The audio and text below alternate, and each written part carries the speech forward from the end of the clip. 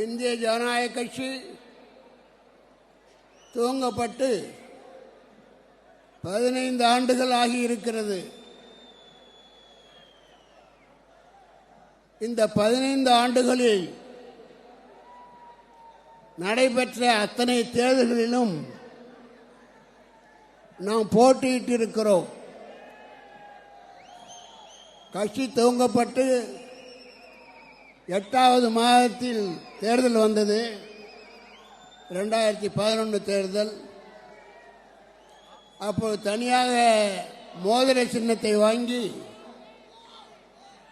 அன்றைக்கு 131 வேட்பாளர்கள் நிறுத்தினோம். எந்த ஒரு கட்சியும் 8 மாதத்தில் 131 வேட்பாளர்களை நிற்க வைக்கும் என்பது எளிதான காரியம் அல்ல. அடுத்து வந்த தேர்தலில் இந்திய ஜனநாயக கட்சி அறிவார்ந்த கட்சி.